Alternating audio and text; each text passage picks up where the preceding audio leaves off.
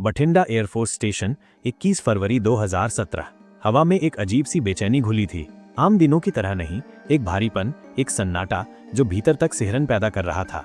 Station के एक सरकारी क्वार्टर से आ रही असहनीय दुर्गंध ने हर किसी के माथे पर चिंता की लकीरें खींच दी थी। ये दुर्गंध किसी आम चीज की नहीं थी, ये दुर्गंध थी एक भयानक रहस्य की, एक ऐसी कहानी की जिसने आने वाले दिनों में पूरे देश को हिलाकर रख दिया।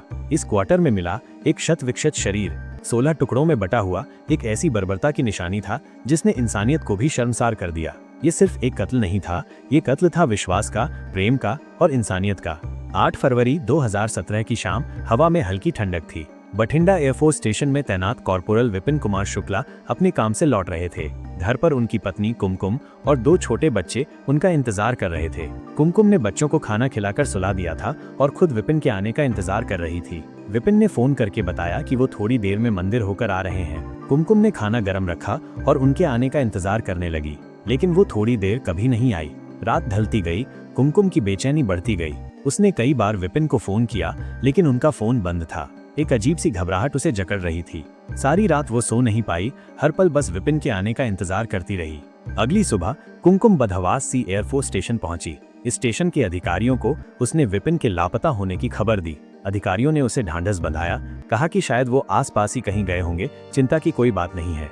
लेकिन कुमकुम की आंखों में आंसू थे और दिल में एक अनजाना डर। उसे लग रहा था जैसे कुछ बहुत बुरा होने वाला है। 2 दिन बीत गए, विपिन का कोई पता नहीं चला। कुमकुम हर रोज स्टेशन जाती, हर रोज वही निराशा, वही बेरुखी। पुलिस में रिपोर्ट दर्ज कराने की बात कही तो उन्हें और इंतजार करने की सलाह दी गई। कुमकुम टूट चुकी थी, लेकिन उसने हार नहीं मानी। अपने पति को ढूंढने के लिए उसने हर संभव कोशिश की। रिश्तेदारों से लेकर दोस्तों तक हर किसी से उसने मदद मांगी। स्थानीय पुलिस स्टेशन के चक्कर काटे, लेकिन हर जगह निराशा ही हाथ लगी। पुलिस का रवैया बेहद उदासीन था, जैसे किसी की जान की कोई कीमत ही न हो। इस प्रशासनिक उदासीनता ने कुमकुम के गुस्से और हताशा को और बढ़ा दिया। हार कर और कोई रास्ता न देखकर कुमकुम ने प्रधानमंत्री, मुख्यमंत्री और राष्ट्रपति तक को पत्र लिखकर अपने पति को ढूंढने की गुहार लगाई। उन्होंने हर संभव मंच पर अपनी आवाज उठाई, अपने पति के लापता होने की कहानी सुनाई और न्याय की मांग की। सोशल मीडिया पर भी उन्होंने कैंपेन चलाया ताकि उनकी आवाज दूर तक पहुंचे। जब ऊपर से दबाव बढ़ा, मीडिया में खबरें आने लगी, तो आखिरकार 15 फरवरी को विपिन के लापता होने की एफआईआर दर्ज की गई। पुलिस ने जांच शुरू की, लेकिन उन्हें स्टेशन के अंदर जाने की अनुमति नहीं मिली। स्टेशन के अधिकारियों ने कहा कि वे खुद मामले को देख लेंगे और पुलिस को दखल देने की कोई जरूरत नहीं है। पुलिस ने कुमकुम को यही बात बताई, जिससे उनकी बेचैनी और बढ़ गई। उन्हें लगने लगा कि कुछ तो गड़बड़ है, कुछ तो छुपाया जा रहा है। और फिर वो दिन आया, 21 फरवरी 2017। हवा में एक अजीब सी सड़ांध घुल रही थी। वायुसेना स्टेशन के एक सरकारी क्वार्टर से बेहद तेज और असहनीय दुर्गंध आ रही थी। आसपास के लोगों ने इसकी सूचना स्टेशन के अधिकारियों को दी और साथ ही पुलिस को भी खबर दी गई। पुलिस को पहले से ही शक था कि विपिन के लापता होने में स्टेशन के किसी व्यक्ति का हाथ हो सकता है। इस मामले में पहले से ही काफी दबाव था, इसलिए पुलिस ने 85 लोगों की एक टीम बनाई, जिसमें 40 वायुसेना के अधिकारी भी शामिल थे। साथ ही खोजी कुत्तों के दस्ते, डॉग स्क्वाड को भी बुलाया गया। विपिन के कपड़े डॉग्स को सुंघाए गए। डॉग्स एक खाली सरकारी क्वार्टर की तरफ भागे। ये क्वार्टर कुछ समय पहले ही खाली हुआ था। फिर वे एक दूसरे क्वार्टर में गए, जहां शैलेश पटेल नाम के एक वायुसेना अधिकारी की पत्नी अनुराधा पटेल रहती थी।